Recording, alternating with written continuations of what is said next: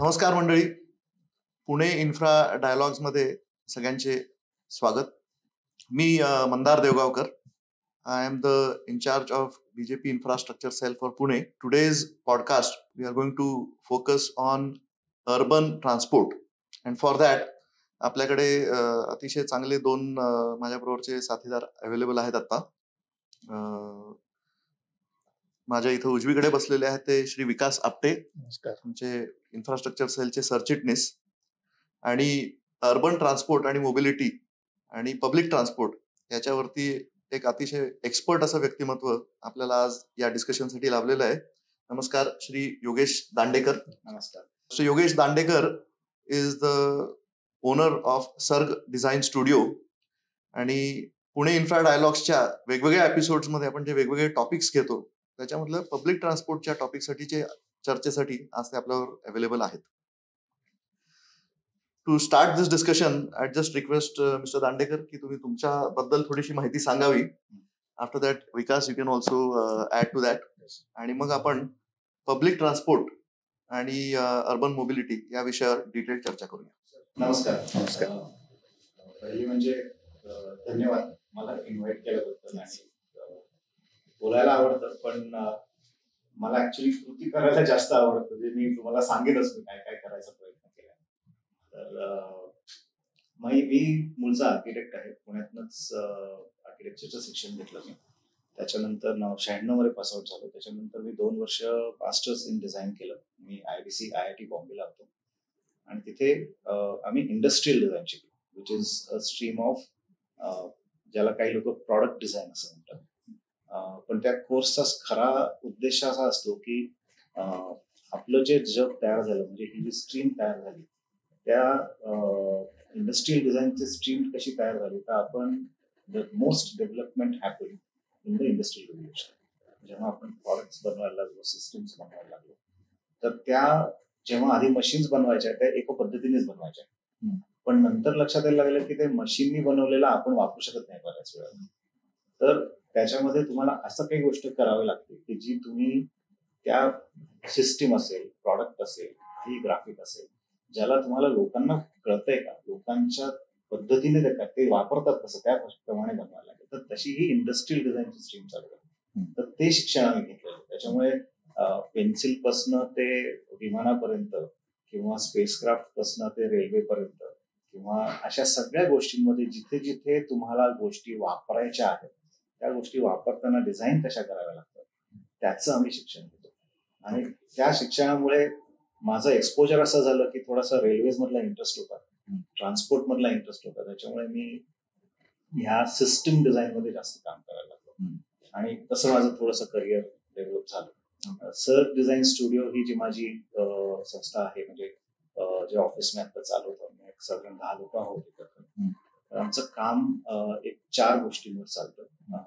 पहिली गोष्ट म्हणजे आम्ही वाहतूक किंवा मोबिलिटी याचा एक्सपिरियन्स चांगला कसा करतो. म्हणजे तुम्ही एखादी बस सिस्टीम म्हणलं तर बस सिस्टीमचा एक्सपिरियन्स फक्त AC बसनी नाही चांगला होत.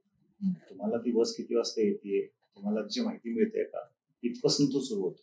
म्हणजे आज ह्या पॉडकास्टला मी आलोय, राहतो मी कोथरूड मध्ये, मी बसने आलो. आता याच्यासाठी मला प्लॅनिंग करावं लागेल. आता ते मी इतके वर्ष, गेली 15 वर्ष मी बसने पुण्यात प्रवास करतो. त्यामुळे मला ते मी माझ्या लाईफस्टाईल मध्ये चेंज करून घेतलंय. मला माहितीये की आता इथे यायला मला बस स्टॉप कुठला आहे. मला हेही माहितीये की इथून सिव्हिल मेट्रोचं स्टेशन हे थोडंसं लांब आहे. येऊ शकतो मी, पण ते थोडंसं लांब आहे, मला चालावं लागेल. मी बॅगेत एक वेगळा शर्ट पण ठेवून आलो की जर मला बदलावा लागला, खूप घाम आला असेल तर कदाचित मी तयारी ठेवायला पाहिजे. तर मी माझ्या लाईफस्टाईल मध्ये चेंज केलेलं आहे, पण ते बाकीच्या लोकांनी करावा अशी म्हणजे काय अपेक्षा नाही. काहीच लोक करू शकतात. तर हा जो काय सिस्टमच्या दृष्टीने विचार करायचं काम चालू केलं की कुठल्याही मोबिलिटीची एक्सपिरियन्स तुम्ही जर सुधारला, वापरायची क्षमता जर तुम्ही त्याची चांगली केली तर लोक जास्त वापरतात. आणि हे तुम्ही कुठल्याही प्रायव्हेट प्रॉडक्ट बद्दल बघा. ICICI बँक ही आधी एक गव्हर्नमेंट बँक होती, ज्यानंतर ती प्रायव्हेट झाली. त्यांचा पूर्ण अप्रोच बदलला. ते खूप लोकाभिमुख झाले, त्यांनी प्रमोशन जास्त केलं. सो अशा दृष्टीने तर तो एक पहिला मुद्दा आहे. म्हणजे आम्ही मोबिलिटी सिस्टम्स लोकाभिमुख कशा करायच्या, प्रवासीभिमुख कशा करायच्या, ते आम्ही काम करतो. दुसरं म्हणजे आम्ही सर्व्हिस डिझाईन प्रॅक्टिस करतो. आता हा एक सर्व्हिस डिझाईनचा जो मुद्दा आहे हा खूप कमी वापरला जातो आपल्याकडे. जनरली ऍप डिझाईन किंवा आपण जे झोमॅटो किंवा अशी काही प्रॉडक्ट्स तिथे वापरला जातो. पण हा प्रत्येक हॉस्पिटल पासून छोटं क्लिनिक ते तुमचं सुतार दवाखाना किंवा एक सिनेमा हॉल किंवा तुमचा डेंटल क्लिनिक, या सगळ्या सिस्टम्स मध्ये शाळा, ह्या सगळीकडे सर्व्हिस ऍप्लिकेबल होतं. तर त्या दृष्टीने माझा एक लार्जर थोडासा एक अभ्यासाचा विषय चालला आहे की शहर ही पण एक सर्व्हिस आहे, ही पण एक सेवा आहे. तर सरकार ही सेवा कसं देत आहे आणि सरकारने काय करायला पाहिजे, आणि फक्त तिथे सरकारने काय करायला पाहिजे काही नाही, लोकांनी पण काही करावं. कारण का ती सेवा आहे, ती जे वापरतात त्यांनी पण काही करणं गरजेचं असतं आणि जे देतात त्यांनी पण काही करणं गरजेचं. तर तो एक आमचा एक सर्व्हिस डिझाईन असा आहे. तिसरं म्हणजे सायनेज डिझाईन, वेफाइंडिंग वर आम्ही खूप काम करतो. म्हणजे आमचा पहिला प्रोजेक्ट होता दिल्ली मेट्रोचा, पूर्ण सायनेज आम्ही डिझाईन केलं आणि त्यावेळेला म्हणजे भाग्याने आम्हाला श्रीधरन साहेबांबरोबर काम करायला मिळालं. पण त्याच्यानंतर बऱ्याच एअरपोर्ट्सवर काम केलेलं आहे, मेट्रोजवर काम केलं. आतापर्यंत एक 7 मेट्रोज माझ्या भारतातल्या करून झालेले आहेत. तर तो एक, आणि मग हॉस्पिटल्स आहेत, मॉल्स आहेत, जिथे तुम्ही गेलात की तुम्हाला दिशा कळते की टॉयलेट्स कुठे आहेत. म्हणजे कधी कधी आपल्याकडे हा विषय खूप नगण्य मानला जातो, पण ह्याला बाहेरच्या देशांमध्ये खूप जास्त महत्व आहे. का तर तुम्ही लोकांना डिसिजन घ्यायला स्वतःला काहीतरी गोष्टी देतात. बरोबर. कोणाची विचारायची गरज पडत नाही. आपल्याकडे कसं आहे, लोकच इतकी की तुम्ही 10 लोकांना विचारू शकता, पण बाहेरच्या देशात तुम्हाला लक्षात येते. तुम्ही युरोपमध्ये फिरायला घेतले लोकच नसतात, विचारणार कोणाला, त्यामुळे तुम्हाला साईन लावायचं. तर आम्ही त्या गोष्टी थोडंसं भारतात काम करतो. आणि चौथं जे आमचं काम आहे ते आम्ही प्रॉडक्ट डिझाईन किंवा बरंचसं आमचं काम स्टुडिओचं हे लार्ज पब्लिक प्रोजेक्ट्स मध्ये आहे. म्हणजे प्रायव्हेट प्रोजेक्ट्स म्हणण्यापेक्षा आम्ही तसे थोडेसे कमी करतो, पण लार्ज पब्लिक डोमेन मधले प्रोजेक्ट्स आम्ही जास्त करतो. अशा प्रकारचं आमचं काम आहे. 5 वर्ष झाली मला हे चालू करून. तर अशा दृष्टीने काम चालू. विकास, थोडस आपण या विषयाचा अभ्यास करायचा किंवा हे पॉडकास्ट या विषयावर का घेतलं आपण, याचा थोडासा एक जरा बॅकग्राऊंड मला वाटतं तू पण सांग. तर उत्तम योगेशजीने त्यांची स्वतःची आणि ते काय करतात याची माहिती दिली.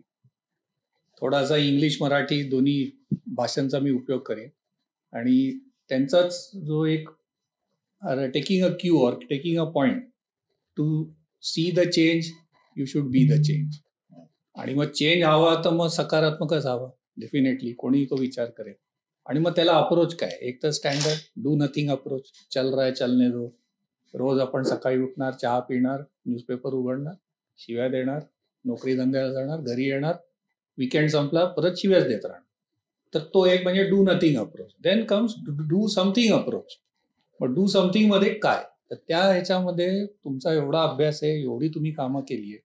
आणि विकसित भारत 2047 आपण हे खूप मोठा फ्लॅगशिप प्रोग्राम ऐकतोय, त्याच्यासाठी अनेक उपक्रम चालू आहेत. पण त्याला मी छोट्या विंडोला आणीन की विकसित 2030, म्हणजे आजपासून 5 वर्ष आपण, आणि कोथरूड कुठे जाईल. आणि नेहमी जेव्हा 5 वर्षानंतर काय होणार बघायची वेळ येते, तेव्हा 5 वर्ष मागे काय स्थिती होती, चांगली वाईट किंवा जैसे थे, त्या पार्श्वभूमीवर मग जर का आपलं पॉडकास्ट थोडंसं सीमित ठेवलं तर पहिली पॉलिसी काय, दुसरं पॉलिसी आहे तर त्याला बजेट आहे का, बजेट आहे तर मग इम्प्लिमेंट होत आहेत का गोष्टी, इम्प्लिमेंट होत असताना काय प्रॉब्लेम्स येत आहेत, आणि त्याला परत सोल्युशन. आणि हा पूर्ण रिकर्सिव्ह ज्याला म्हणतो, हे 5 स्टेजेस करून आपण परत we again come back and do corrective action. त्याच्यावरती आम्हाला तुमचे चांगले व्ह्यूज ऐकून घ्यायचे. आणि PMPL हा विषय मेन आहे, कारण पब्लिक ट्रान्सपोर्ट हा सगळ्यांचा जीवाभावाचा आहे. आपण अनेक वेळा सांगतो की लोकांनी पब्लिक ट्रान्सपोर्ट वापरावं, पण ती चांगली असेल तरच वापरू. आता आज 10 वर्षापूर्वी किंवा 15 वर्षापूर्वी लोकांनी ठरवून घेतलं होतं तुम्ही काही पण करावं, मेट्रो आणा, एक मनुष्य पुणेकर मेट्रोने प्रवास करणार आहे, जेव्हा की एक्झॅक्टली उलटं चित्र आहे. आज एवढी रायडरशिप वाढली आहे पुणे मेट्रोची, कारण as you rightly sed planning आणि त्याच्यामध्ये मला ती मेट्रोनेच प्रवास करायला आवडलं पाहिजे आणि ते चांगलंही दिसलं पाहिजे हे वारंवार सांगितलं जात आहे अनेक रूपातनं, सोशल मीडियातनं, प्रिंट मीडियातनं, इलेक्ट्रॉनिक मधनं. PMPLचं तसं करता येईल का, हा खरा खरा आपला विषय. आणि आता एक थोडस जोडतो त्याच्यात, ज्या प्रमाणात अर्बनायझेशन होतंय, ज्या प्रमाणात इन प्लेसेस लाईक कोथरूड किंवा फॉर दॅट मॅटर लार्जर पुण्यामध्ये सुद्धा ज्या प्रमाणात लोक येऊन राहतायत, त्याच्यामध्ये पब्लिक ट्रान्सपोर्ट आणि एफिशियंट पब्लिक ट्रान्सपोर्ट याशिवाय पर्याय नाही. कितीही तुम्ही गाड्यांचे आणि रस्त्यांचे सोल्युशन जरी काढले तरी पब्लिक ट्रान्सपोर्ट हे सुधारल्याशिवाय एक इज ऑफ मोबिलिटी राहणार नाही असं तरी दिसतंय. तर या विषयावर म्हणून मग म्हटलं की आपला हा पॉडकास्ट अजून थोडा डिटेल अभ्यासाचा व्हावा. Please your thoughts on that. आता बरेच गोष्टी तुम्ही सांगितल्यात, पॉलिसीपासनं ते विकसित भारत किंवा पुढच्या 5 वर्षात काय घडू शकेल किंवा आपल्याला काय अपेक्षा आहे. तर आता याच्यामध्ये मी एक अशी गोष्ट असं सांगेन की मगाशी मी जे बोललो, मी सर्वात आधी बसचा वापर चालू केला आणि मी माझ्या स्वतःमध्ये एक मोठा बदल घडलेला बघितला. कारण मी पुण्यात राहत नव्हतो. 2006 नंतर मी पुण्यात राहायला आलो. तोपर्यंत पुण्यात काम होतं, ऑफिस होतं. ज्यावेळेला मी पुण्याची बस सिस्टीम वापरायला लागलो त्यावेळेला मला लक्षात आले की पुण्याची बस सिस्टीम ही खूप चांगली आहे, खूप चांगली आहे. कारण हा एकदम आम्हाला चांगला सुखद असा अनुभव ऐकायला मिळतोय. नाही आणि आता ती चांगली कशी आहे, जोपर्यंत तुम्ही स्वतः त्याचा अनुभव घेत नाही, तर तो अनुभव जोपर्यंत घेत नाही तोपर्यंत तुम्हाला ते कळणार नाही. आता तुम्हाला एक उदाहरण देतो की कुठला तरी सिनेमा हा चांगला आहे हे तुम्ही जेव्हा बघायला जाता त्यावेळेला त्या सिनेमाचं प्रमोशन केलेलं असतं, ट्रेलर्स आलेले असतात, लोकांनी त्याचे अभिप्राय दिलेले असतात, ते सगळं तुम्ही वाचून जाता. पण तरीही त्याचा जो खरा अनुभव घ्यायचा असतो तुम्ही स्वतःच घेऊ शकता. तुम्ही दुसऱ्याच्या सांगण्यावरनं तुमचा स्वतःचा अनुभव नाही तयार. अगदी बरोबर. आता तो जर अनुभव तुम्हाला तयार करायचा असेल तर तो अनुभव घेताना जर खूप कष्ट पडत असतील तर माणसाची जी मूळची प्रवृत्ती आहे की मला सर्वात गोष्टी सुख सोयीच्या पाहिजे, हा आपला म्हणजे तुम्ही जर ब्रेन न्यूरल सायन्स वर जर बघितला असेल तर आपला जो रेप्टिलियन ब्रेन आहे जिथे सर्वात जास्त डिसिजन मेकिंग होतं त्याच्यामध्ये हा सर्वात मोठा मुद्दा आहे की जर हे माझ्यासाठी कन्व्हिनियंट नाहीये आणि मला जर माझ्या कन्व्हिनियन्सच्या बाहेर जाऊन काही करावं लागत असेल तर मी ते करणार. त्यामुळे पुण्याच्या बस सिस्टीमची थोडीशी तशी परिस्थिती आहे. म्हणजे ती सिस्टीम आहे खूप चांगली पण ती लोकांना कळत नाही आणि ती लोकांना कळली पाहिजे ह्याच्यासाठी जी काही यंत्रणा करायला पाहिजे, याच्यासाठी जे काही सायंटिफिक दृष्ट्या तुम्हाला कम्युनिकेट करायला पाहिजे, लोकांना पर्यंत गोष्टी पोहोचवायला पाहिजे, त्या केल्या जात नाही. आता तुम्ही मेट्रोचं उदाहरण घेतलं आणि तुम्ही म्हणालात की आता बरीचशी रायडरशिप वाढली आहे. आता ती इमेज ही मेट्रोच्या सोशल मीडिया प्लॅटफॉर्मनी क्रिएट केली. करेक्ट, बरोबर आहे. ती कशी क्रिएट केली तुम्हाला जर आठवत असेल 2016 मध्ये ज्या वेळेला मेट्रोचं भूमिपूजन झालं एकही खांबाचं फाउंडेशन झालेलं नव्हतं. सर्वात आधी त्यांनी काय केलं असेल, कोणाला जरी आठवत असेल तर तुम्हाला लक्षात घ्या, कारण का मी त्या क्षेत्रात काम करतो म्हणून माझं लक्ष असतं. त्यांनी सर्वात आधी प्रत्येक स्टेशनच्या ठिकाणी एक फलक लावला. करेक्ट. ज्या फलकावर इथे गरवारे कॉलेजचं स्टेशन येणार आहे आणि खाली एक नकाशा. तुमचाच विषय की सायनेज हा दिला, अगदी कन्सेप्ट टू कमिशनिंग स्टेज मध्ये सायनेज झालं. काय लोकांना कळलं की अरे इथे मेट्रोचं स्थानक येणार आहे आणि इथून मेट्रो कुठे कुठे जाणार आहे हा नकाशा लावलेला आहे. आता वास्तविक गरवारे कॉलेजच्या समोर असलेल्या त्या सोसायटी मधल्या राहणाऱ्या माणसाने जर रस्त्यावरून बघितलं त्याला बाहुलीला किंवा रामवाडीला जायची गरज, त्याला माहिती पण नसेल रामवाडी काय, कारण तो त्या भागात गेलाही नसेल. पण अरे पिंपरी पर्यंत जाणार आहे का. तर एक अशी एक कल्पना आहे, म्हणजे त्याला मी माझा न्यूरोसायन्सचा पण थोडासा अभ्यास चालू असतो की त्याला म्हणतात टॅसिट नॉलेज. टॅसिट नॉलेज म्हणजे मी आता इथे बसलोय, आता मी इथे तुमच्याशी बोलतोय, मला या सोफ्याचा कलर कळलाय, तुमच्या दोघांच्या शर्टचा कलर कळलाय किंवा किती कॅमेरा लावले ते कळलाय, पण ह्याच्या व्यतिरिक्त इथे अजून असंख्य गोष्टी आहेत ज्या मी रजिस्टर करत नाही आता, किंवा मी त्याची दखलच घेणार नाही आता, पण माझ्या त्या डोक्यात आहेत. आणि मी नंतर कोणाला तरी सांगू शकतो की मी इथे अशा पॉडकास्टच्या ठिकाणी गेलो होतो ना, तिथे एक नटराजाची मूर्ती ठेवलेली होती, जी खूप सुरेख होती. आहे इथे एक नटराजाची मूर्ती. बरोबर. तर हे नॉलेज आता मला गरजेचं आहे का? नाहीये. पण हे दिस इज कॉल्ड टॅसिट नॉलेज. आणि हे टॅसिट नॉलेज प्रत्येक व्यक्ती वेगवेगळ्या दृष्टीने घेत असते. सोशल मीडियाच्या मार्फत घेईल, सकाळचं वर्तमान पेपर वाचून घेईल, लोकांना बोलून घेईल, तुम्ही जे काही आसपास बघताय त्याच्यावर न घ्या. तर त्या टॅसिट नॉलेज मध्ये शहराची वाहतूक व्यवस्था ही तुम्ही का नाही टाकत? तुम्ही पूर्णपणे शहराचा नकाशा, ज्याच्यामध्ये पूर्ण बसचा रूट मॅप आहे, हा वर्षातून 3 वेळेला पब्लिश का नाही करत? पानभर. सोपी गोष्ट आहे ती, खरं सोपी गोष्ट आहे. आणि त्याला काही फारसा खर्चही नाहीये. सरकारला ते अत्यंत करणं सोपं आहे. 2008 मध्ये मी जेव्हा पुणे महानगर परिवहन, म्हणजे तेव्हा PMT होती, ती नंतर PMPML झाली. PMT असताना मी त्याचा एक अख्खा नकाशा केला पुण्याचा. योगेशजी, अर्धाच मिनिट इंटरप्ट करीन. एक्झॅक्टली तुम्ही जे म्हणताय ना, सेम मॉडेल पुणे मेट्रोने अवलंबलं होतं. पहिला त्यांचा संत तुकाराम स्टेशनचे जेव्हा पूर्ण सुपरस्ट्रक्चर झाला, तेव्हा त्यांनी अनाऊन्स केलं की आता पुढची लाईन कुठपर्यंत जाणार. आणि पिरियॉडिकली आता north south corridor, east west corridor, येऊ घातलेले कॉरिडॉर रेग्युलरली पब्लिश करत होते. बरोबर. तर and this was been done once in a year, maybe twice a year करत होते. लोकांना सांगण्यात आलं, अरे आम्ही असं करतोय, तेव्हाच लोकांना कळलं ना. म्हणजे तुम्ही सगळेजण, आपण शॅम्पू वापरतो, किती वापरतो? अत्यंत असा 1-2 थेंब वगैरे आपल्याला लागत असेल, म्हणजे पुरुषांना तर अत्यंत कमी लागत असेल. त्या शॅम्पूची पण जाहिरात करायला तुम्ही काही लाखो रुपये देऊन कुठल्या तरी एका सेलिब्रिटीला आणता आणि त्याचं होर्डिंग लावता. मग जर शहरातली वाहतूक समस्या सोडवणे, शहरातल्या रस्त्यांवरचं कंजेशन कमी करणे, पोल्युशन कमी करणे, शहरातल्या रस्त्यांवरचे ऍक्सिडेंट्स कमी करणे, 2 व्हीलर्ससाठी सेफ किंवा रस्ते सेफ करणे, पेडेस्ट्रियनसाठी सेफ करणे, ह्या सगळ्या मुद्द्यांसाठी तुम्ही दर चौकामध्ये किंवा दर बस स्टॉपवर चांगले मेसेजिंग का देत नाही की अरे तुम्ही आमची बस वापरा, यांनी एवढ्या गोष्टी होतील. आता एकच I will ask you specific question related to this, की ठीक आहे, हा विषय सोपा विषय आहे, अशा टाईपचे सायनेजेस द्यायला त्याच्यात काही रॉकेट सायन्स नाहीये, it is fairly straight forward, तरी होत नाही. आता आम्ही इन्फ्रास्ट्रक्चर सेलचं एक डेलिगेशन म्हणून आम्ही एक वर्षभरापूर्वी तेव्हा PMPMLचे जे CEO होते त्यांना भेटायला गेलो होतो, precisely to talk about these things, की काय प्रॉब्लेम काय होतोय सिटीजन्सना. We wanted to convey those issues आणि ऍटलीस्ट अंडरस्टँड की ऍडमिनिस्ट्रेशन कडनं काय नक्की फीडबॅक येतोय त्याचा.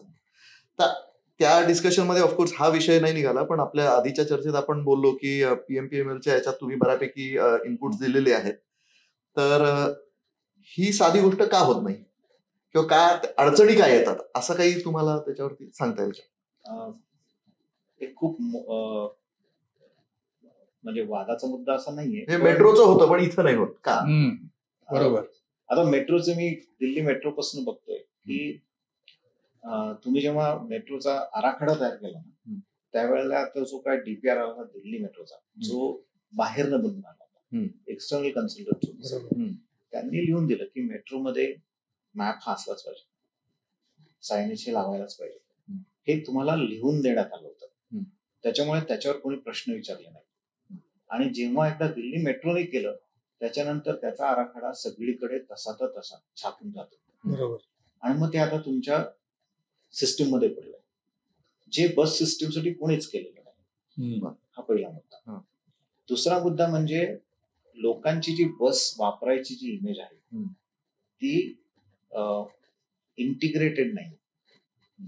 बसेस सुरू कशा झाल्या की कोथरूडच्या बस स्टँड पासून पुणे स्टेशनला जाणारी बस, पण त्यांना कधीच असं लक्षात आलं नाही की मी कोथरूडच्या बस स्टँड पासून पुणे स्टेशनला जाताना मी जर डेक्कन कॉर्नरला उतरलो तर मी स्वारगेटला पटकन जाऊ शकतो.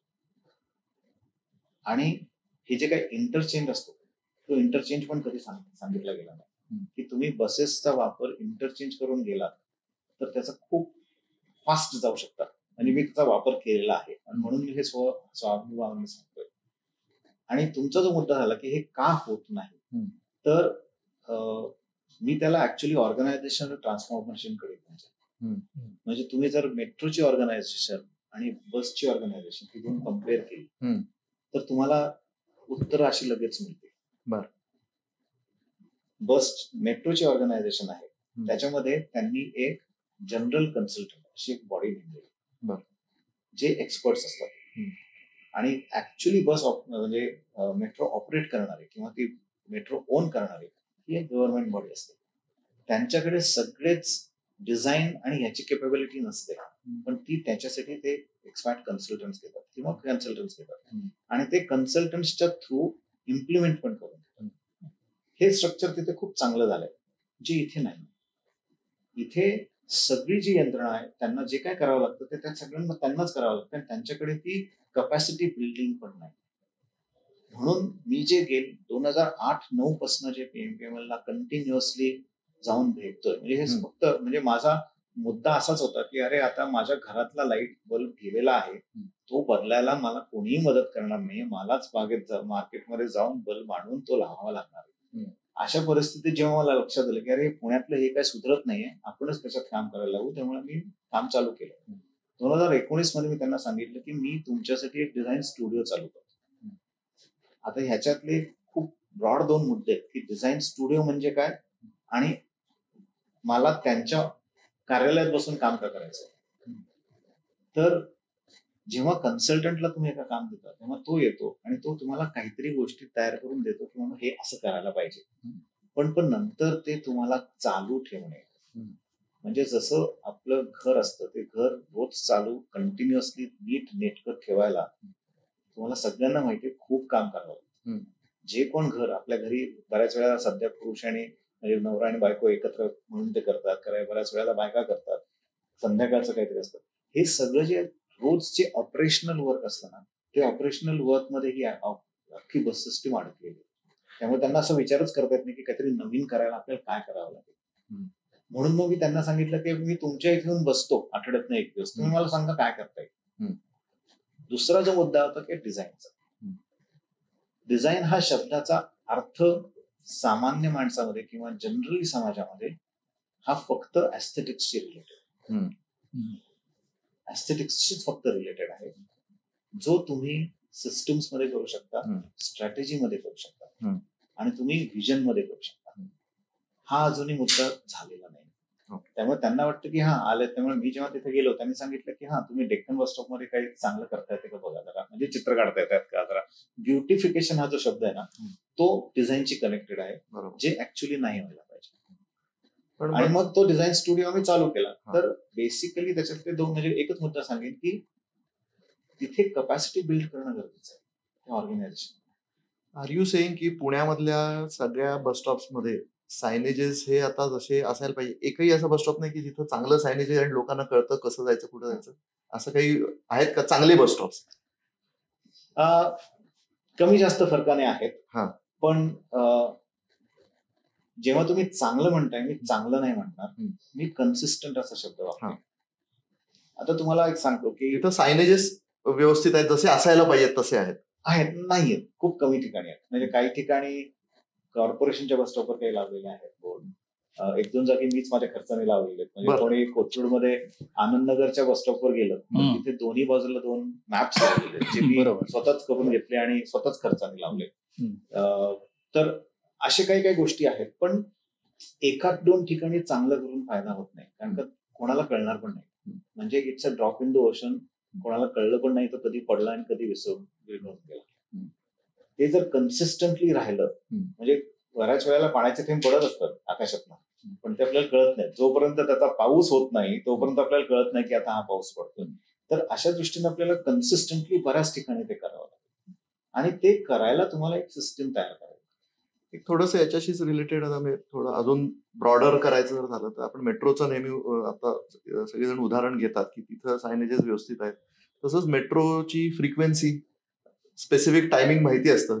तसं PMPML बसेसचं फ्रिक्वेन्सी आता जी आहे आणि आम्ही जे पीएमपीएमएलच्या सीईओना भेटलो होतो तेव्हा त्यांनी सांगितलं की आपल्याला जेवढ्या पाहिजे त्याच्या 50%च आता आपल्याकडे अवेलेबल बसेस आहेत. त्यातलं पण ब्रेकडाऊनचं जर ठेवलं तर बरोबर. अजून कपॅसिटी आपली रादर वर्किंग कंडिशन मधल्या बसेसची कपॅसिटी कमी होते. तर आता आपल्याला फ्लीट सगळी जी बसेसची आहेत ती वाढवणं आवश्यकता आहे त्यांनी सांगितलं होतं.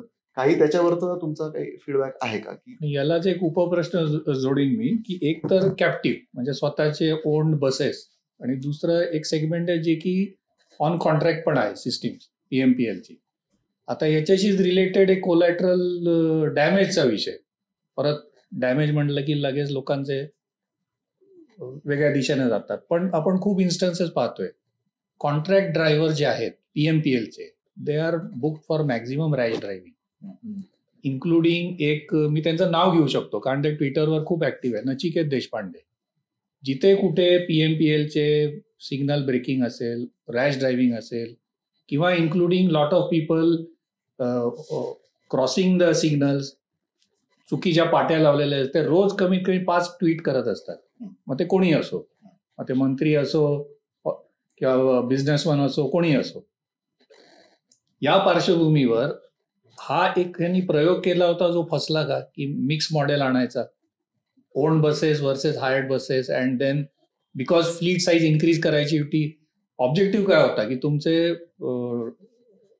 Waiting time for passenger is increasing म्हणून मी फ्लीट वाढवली आणि मी कॉन्ट्रॅक्टवरती दिलं की आमचे स्वतःचे ड्रायव्हर्स तेवढे इफिशियंट नाही, वेळेवर बसेस पोचवत नाही, तर कॉन्ट्रॅक्टवरती देऊन त्यांना इन्सेंटिव्हाइज करून की चला बाबा तू कमीत कमी बस लवकर पळव आणि विदाऊट एनी ऍक्सिडेंट. म्हणजे लवकर पळव म्हणजे इन्स्टन्सेस झाले बरेच वेळा. मी तर फार कमी ट्रॅव्हल केलं पण लोकांचे जे सोशल मीडिया फीडबॅक येतात की ड्रायव्हर म्हणतात आम्हाला वेळेचं बंधन आहे, आम्हाला वेळेवर तिथे पोचायला पाहिजे, तर आम्हाला अनेक ठिकाणी सिग्नल ब्रेक करावे लागतात.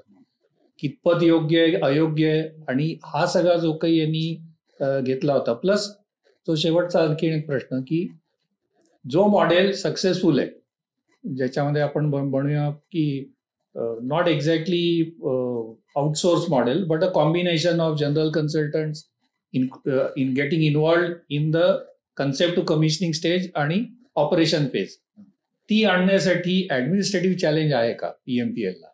जनरल कन्सल्टंट त्यांच्याकडे का येत नाही, जे मेट्रोला येऊ शकतात, जे तुमच्या MSRDC ला येऊ शकतात, जे MMRD ला येऊ शकतात, जे PMRD ला येऊ शकतात, मग इथे का नाही येऊ शकत? कोण थांबवतोय त्यांना? तर 2 मुद्द्यांवर आपण बोलतो. म्हणजे एक तर त्यांच्या ऑर्गनायझेशनल स्ट्रक्चरिंग मध्ये काही बदल करू शकतो का, आणि दुसरा म्हणजे की हायर्ड आउट बसेस किंवा ओन फ्लीट. बरोबर. ओके. आता याच्यामध्ये आपण प्रायव्हेट कंपनीज खूप बघतो. म्हणजे मी नेहमी मी बऱ्याच वेळेला अशी माझे जे टॉक्स देतो ज्या वेळेला मी सर्व्हिस डिझाईन किंवा सिटी ऍज अ सर्व्हिस हा विषय जेव्हा मांडत असतो त्यावेळेला मी हा मुद्दा मांडतो की ती बस पीएमपीएमएलनी स्वतः घेतलेली आहे का ती रेंटल आहे, हा मुद्दा माझ्या मते थोडा गौण. पीएमपीएमएलनी ऍज अ ट्रान्सपोर्ट अथॉरिटी त्यांचं मुख्य काम काय आहे is to deliver a service of mobility to people.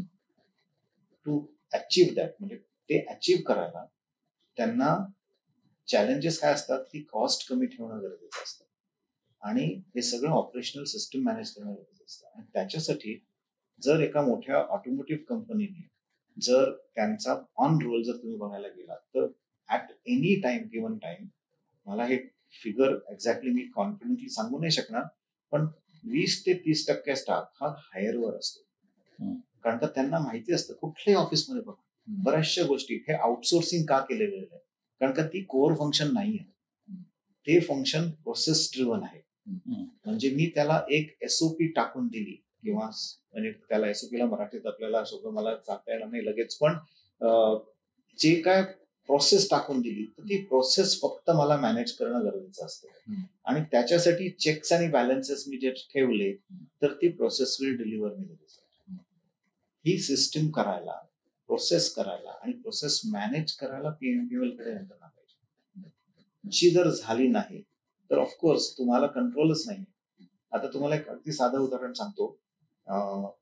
शिवनेरीची बस चालते पुण्याहून मुंबईपर्यंत आणि मी बऱ्याच वेळेला माझ्या भाषणांमध्ये किंवा जेव्हा सांगतो की तुम्हाला जर ब्रँड डेव्हलप करायचा असेल हम्म. तर ब्रँड म्हणजे तुमचा रंग किंवा काहीतरी सिम्बल किंवा काहीतरी ते चित्र किंवा कोणतरी मॅस्कॉट वगैरे नाही. ब्रँड ही तुमची सर्व्हिस आहे. म्हणजे तुम्ही प्रवाशांना काय सेवा देताय आणि त्यांच्याकडे त्याचं परसेप्शन काय होतं. मी पुणे मुंबई हा खूप प्रवास केलेला. सुरुवातीला कधी कधी मी प्रायव्हेट बसेस इकडच्या तिकडच्या घेऊन गेलो, पण त्याच्यानंतर मला लक्षात आलं की शिवनेरीचं तिकीट जास्त आहे बाकी सगळ्या गोष्टींपेक्षा. पण ती बस 2 जण जरी असले तरी ती 5:30 वाजता निघते. मला वेळेवर पोहोचवते. बस स्वच्छ असते. कधी कधी काही काही गोष्टी घडतात पण बस स्वच्छ असते. याचा अर्थ काय झाला की मी जरीही जास्त पैसे देतो आहे शनिवार रविवारी, तरीही मी त्याच बसने का जातो, कारण का त्यांनी त्यांची सेवा तशी दिलेली आहे. आता शिवनेरी हा ब्रँड झालाय. बरोबर. म्हणजे आता कोणतरी औरंगाबादवाला माणूस म्हणू शकतो किंवा नागपूरवाला माणूस म्हणू शकतो की नागपूर ते नाशिक शिवनेरी कधी चालू होईल. म्हणजे त्याला शिवनेरीची व्हॉल्वोची बस नको आहे, त्याला ती सेवा हवी आहे. तर ही सेवा जनरेट करायला एक जी काय प्रोटोकॉल ठेवावा लागतो त्याची ओनरशिप पीएमव्हीएमएल कडे पाहिजे. त्याच्यासाठी करायला आता व्हॉल्वोच्या बसेस एसटी महामंडळाने विकत नाही घेतलेल्या. आणि एक दिवशी त्यांच्या नवीन बसेस आल्या होत्या. मी रात्री 9:30 का 10 दादरला बसलो बसमध्ये. मी आणि 4 लोक होतो, पुढे बसलो होतो. म्हणून माझ्या ड्रायव्हरशी गप्पा चालू झाल्या. तो मला म्हणाला, साहेब आमचं बस ट्रिप एंड झाली ना की माझ्या बस मधला रिपोर्ट जातो माझ्या मॅनेजरकडे की मी बस किती ब्रेकिंग केलं, माझ्या बसची फ्युएल एफिशियन्सी किती होती, मी बस जास्त ऍक्सेलरेट केली का, अननेसेसरीली स्पीड अप केली आहे का, हे सगळा रिपोर्ट माझी बस मला देते. आणि त्याच्यावरनं माझा रिपोर्ट तयार होतो आणि that keeps me on toes and ground की मी बस कशी चालवली पाहिजे. हे फक्त शिवनेरीला त्यांनी ती सिस्टम इम्प्लिमेंट केली का आपल्या बाकीच्या बसेसना पण करू शकतात. म्हणजे माझा एक खूप मोठा मुद्दा आहे की ऑटोमेटिव्ह म्हणजे ऑटोमेटेड ड्रायव्हिंग किंवा सेल्फ ड्रिव्हन कार्स ह्या आल्यानंतर काय होईल किंवा ह्या सगळ्या एआय टेक्नॉलॉजीने काय होईल. जिथे जिथे तुम्ही ऑटोमेशन टाकाल त्याचा सर्वात मोठा प्रभाव हा ह्युमन बिहेवियर चेंज करायला करतात. आणि तो होतो. म्हणजे ह्या बसचं उदाहरणच होतं ना. तो ड्रायव्हर त्याला काय शिकवलेलं होतं, तो नॉर्मलच ड्रायव्हिंग शिकलेला होता. पण त्याला लक्षात आलं की मी उगाचच ब्रेकिंग आणि ओव्हरटेकिंग हे सगळं बस बघतीये, मला कोणी वेगळा बघत नाही. आता ह्या सिस्टम आणणं शक्य आहे. आता शक्य आहे. त्याच्यासाठी कदाचित इनिशियल इन्व्हेस्टमेंट्स लागतील. पण हा अख्खा मुद्दा तुम्ही जर बघितला तर त्याच्यात कदाचित तुम्हाला एक पंचवार्षिक योजना करावी लागेल की पहिल्या वर्षी आम्ही हे करू, दुसऱ्या वर्षी हे करू, तिसऱ्या वर्षी हे करू. आणि हे सगळं इम्प्लिमेंट केल्यानंतर ते चालू पण ठेवावं लागतं. तर ऑपरेशनल कॅपॅसिटी पण ती डेव्हलप करणं गरजेचं आहे. त्यामुळे योगेशजी इथे इंटरप्ट करीन, माझा मुद्दा मी सोडला नाहीये. पीएमपीएल ला आज जनरल कन्सल्टंट किंवा DPR consultant during concept stage, during implementation stage and during operational stage involve करायला ऍडमिनिस्ट्रेटिव्ह काही चॅलेंज आहेत का तुमच्या मते? म्हणजे उदाहरणार्थ विकास आपटेला मी पुढे 2000 तुमची जी कुठची ESLच्या इलेक्ट्रिक बसेस रोल आउट करायचे, त्याच्यासाठी मी इन्व्हॉल्व्ह करायला तयार आहे थ्रू टेंडरिंग प्रोसेस. करू दे. ते करायला सुद्धा त्यांना चॅलेंज आहे का की त्यांना कोणाकडनं अप्रुव्हल घ्यावं लागतं इव्हन डीपीआर याच्यासाठी? ते घ्यावंच लागतं. हे चॅलेंज बाकीच्या मंडळांना नाहीये का? मेट्रोला, MSRDC ला तरी ते करतायत. तर हे का नाही करत? आता तेच आहे. म्हणजे तुम्हाला ह्या प्रोजेक्ट मधनं अचीव्ह काय करायचं आहे. म्हणजे मेट्रोचा जर तुम्ही डीपीआर डिटेल वाचलात तुम्हाला लक्षात येईल की त्याच्यात क्लिअरली दिलेलं असतं मॅट्रायसिस की आम्हाला एवढी रायडरशिप अचीव्ह करायची, आपली हे झालं की मेट्रो पूर्ण होते. तर तसं पीएमपीएमएल मध्ये तो जो लार्जर विजनचा पार्ट आहे तो विजन इंट्रोड्यूस करणं गरजेचं आहे. ती एकदा विजन इंट्रोड्यूस केली की त्याच्या खालचे सगळे गोष्टी आपल्याला रकाने भरावेच लागतील आणि त्याच्यामध्ये ते कन्सल्टन्स येतील. आता जेव्हा झालं की इलेक्ट्रिक बसेस, तर बस सिस्टीम फक्त इलेक्ट्रिक बसेस आणून सुधारणार नाहीये, हे विजनच्या दृष्टीने कळायला पाहिजे. आणि हे पीएमपीएमएल ला कळत असतं. म्हणजे मी जितके ज्यांच्या MCMDs आणि त्यांच्या ऑफिशियल्स बरोबर बोललोय हे त्या ऑपरेशन्सला कळत असतं, पण ते इन्फ्लुअन्स नाही करू शकत. इन्फ्लुअन्स का नाही करू शकत? तर त्याला तुम्हाला त्या जर आज PMPML हा रोज 12 ते 13 लाख ट्रिप्स होतात. बरोबर. PMPML 12 ते 13 लाख ट्रिप, प्रत्येक तिकीट समजा जर 10 रुपयाचं म्हटलं तर किती कोटी फक्त एक दिवसाचं उत्पन्न आहे त्याचं. तर ते सगळं ऑपरेशनल एक्सपेन्सेस मध्ये जास्त करून जातं. सर्वात जास्त म्हणजे इट इज बेसिकली काय म्हणतो शोल्डरिंग द मॅक्झिमम लोड. तर त्याच्याकडे तेवढं लक्ष देणं गरजेचं आहे. आणि ऑर्गनायझेशन स्ट्रेंथन करणे हा सर्वात मोठा मुद्दा आहे. आणि ती यंत्रणा सगळीकडे बाकीकडे केलेली आहे, ती इथे करायला I think may be political will लागेल. सम पॉलिटिशियन हॅज टू रिअलाइज की याच्यात आपलं काम करणं गरजेचं आहे. कारण का आज जर तुम्ही बस सिस्टम सुधारली तर तुम्ही एका फटक्यामध्ये 12 लाख लोक ते आत्ता जात आहेत, त्यांना इफेक्ट करताय. आणि जर ती चांगली गेली तर म्हणजे आय डोंट नो, ह्याला एम्पिरिकल कॅल्क्युलेशन नाहीये, पण सगळं जर नीट केलं ना तर एक 20 ते 25% रायडरशिप सुधारेल. आता किती रायडरशिप सध्या? साधारण 12 ते 13 लाख एव्हरीडे. ओके, एवढी रायडरशिप आहे. तर ती नक्की रायडरशिप सुधारेल. तर ते फक्त लक्ष देणं गरजेचं आहे. एक सुरुवातीलाच तुम्ही मेन्शन केलं PMPML मध्ये ती सिस्टम आपली जी काही आता यंत्रणा चालू आहे किंवा बस सिस्टम चालू आहे त्याच्यात चांगल्या गोष्टी भरपूर आहेत, खूप आहेत. तर त्यातल्या काही आता ऑफकोर्स 12 लाख लोक येणं जाणं करतायत, हे याच्यामध्ये चांगल्या गोष्टी पण डेफिनेटली असणारच आहेत म्हणून करतायत. तर ते इफ यू कॅन जस्ट थोडं त्याच्यावरती पण एक प्रकाश टाकला की काय तुमच्या एक्सपिरियन्स मध्ये काय चांगल्या वाटल्या, काय काय गोष्टी? खूप आहेत. आता माझ्या एक्सपिरियन्स मध्ये पहिले म्हणजे बसचं कव्हरेज पुण्यातलं. म्हणजे मी एक नकाशा तयार केलेला, बसचे रूट्स घेतले आणि ते रोड ड्रॉ केले आणि प्रत्येक रोडला दोन्ही बाजूला आपण हे मी सांगितल्यानंतर तुम्हाला असं वाटेल की मी TOD बद्दल बोलतोय. ओके, पण तर सगळे जे बसचे जे मेन रूट्स आहेत ते रूट्स मी काढले आणि त्या प्रत्येक रूटला दोन्ही बाजूला 500 मीटर, बरोबर आहे, 500 मीटरची अशी सर्कल काढली. म्हणजे थोडक्यात जर ते अख्खं गेलं जिथे डेन्सिटी खूप वाढणार आहे, नाही, तो मुद्दा नाही. जिथे बसचा रूट जातोय त्या दोन्ही बाजूला 500 मीटर ही जर जागा, दॅट इज तो जो जागा आहे त्याला बसमध्ये माणूस तिथून येऊ शकतो किंवा चालत जाऊ शकतो, हा मुद्दा आहे. तर हे जर केलं तर पुणे शहर बेसिकली स्फिअर ऑफ इन्फ्लुएन्स भाग बसने कव्हर होतो.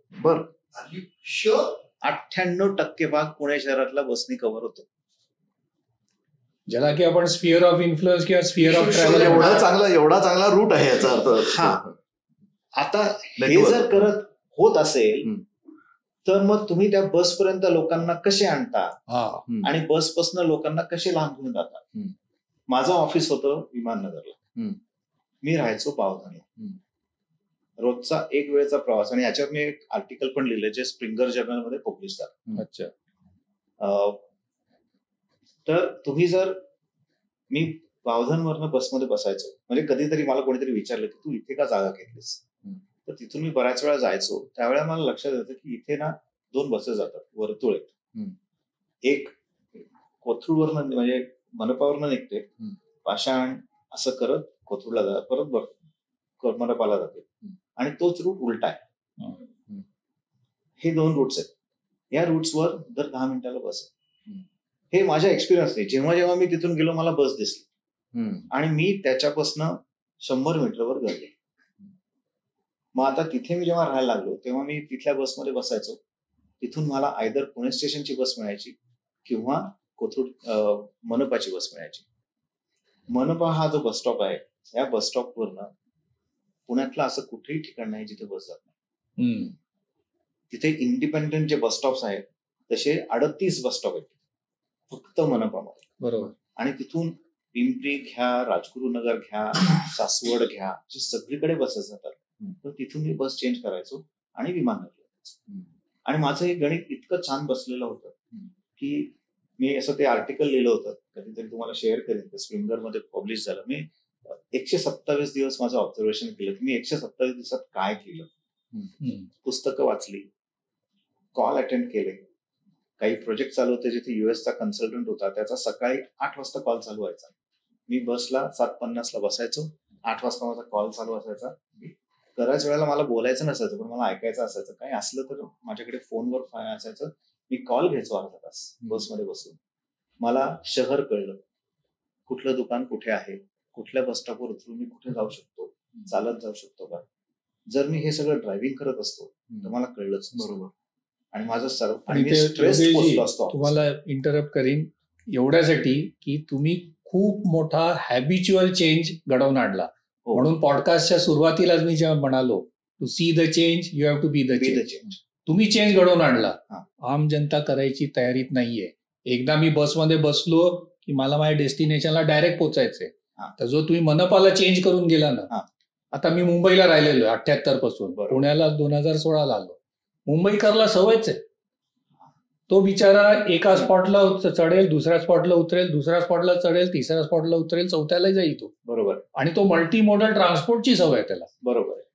पहिल्यांदा घरातनं निघतो तो पहिली बस पकडेल लोकल स्टेशन म्हणजे रेल्वे स्टेशन गाठायला, तिकडनं दुसऱ्या रेल्वे स्टेशनला उतरेल, मग ऑफिस गाठायला. बरेच वेळा त्याला बस मिळतच नाही विचारायला. मग ते कधीतरी रिक्षा पकड, मग ती शेअर रिक्षा पकड किंवा हे कर. तर त्याला एवढं हॅबिच्युएट झालंय फॉर व्हॉट एव्हर रिझन, म्हणजे whether it was by force, shear volumes, की एवढा व्हॉल्यूम आहे की मी जर का बससाठी थांबलो तर मी कधीच पोहोचणार नाही माझ्या ऑफिसला. पण एकच म्हणून जो काही टाइम मिळेल त्याच्यातनं मी पटापट हे करीन. नाऊ हा हॅबिच्युअल चेंज कसा आणायचा, आणि वेळेचा अभाव असल्यामुळे हा पॉडकास्ट आपण बिहेवियरल चेंज वरती एंड करू. आणि मंदारजींना मी रिक्वेस्ट करीन, हा खूप गहन विषय, तर हा पॉडकास्ट कमीत कमी 4-5 एपिसोड मध्ये आपण याला डिस्ट्रीब्यूट करूया. याच्याशी रिलेटेड फक्त एकच वाक्य सांगतो, परसेप्शन वाईज. मी काही मुंबईच्या पब्लिक ट्रान्सपोर्टनी कधी विशेष ट्रॅव्हल केलेलं नाही, पण जी इमेज मला माहिती आहे लहानपणापासून, की एकच गोष्ट की बेस्टचं नेटवर्क हे सर्वात बेस्ट आहे, हे मी आधीपासून ऐकलेलं आहे. आणि I always have had a positive thinking about की अरे मुंबईची बस सेवा खूप चांगली असणार, त्याच्याशिवाय परसेप्शन होत नाहीये. So I think in that same line and to your point की खरोखरच आपली इथली सिस्टम चांगली आहे हे फार कमी लोकांना माहिती आहे. सो त्याचं कम्युनिकेशन आय थिंक हे करणं आवश्यक आहे. That is point number 1. दुसरं ॲज यू सेड की बऱ्याचशा बाकीच्या ऑर्गनायझेशन्समध्ये किंवा शासकीय यंत्रणेमध्ये एक जनरल कन्सल्टंट आहे, ते सगळी सिस्टम सेट करून देत आहेत आणि ते पीएमपीएल मध्ये होत नाहीये, पण बाकीच्या डिपार्टमेंटमध्ये होत आहे. तर त्याच्यासाठी एक स्पेसिफिक एफर्ट काहीतरी, maybe it can be a citizen led effort, it can become एक आपल्या सेलचा म्हणून एक एफर्ट म्हणून असू शकतो की अशा टाईपची यंत्रणा आणण्यासाठी काय करता येईल, त्याचं थोडं व्होकल राहणं आवश्यक आहे. हे एक करणं मला आवश्यक वाटतं. आणि I think the most important point that you mentioned was की तुम्ही जे स्वतःमध्ये चेंजेस आणून या पब्लिक ट्रान्सपोर्टमध्ये ऑलमोस्ट इन्व्हॉल्व्ह झालेले आहात, both from a system point of view and also an individual.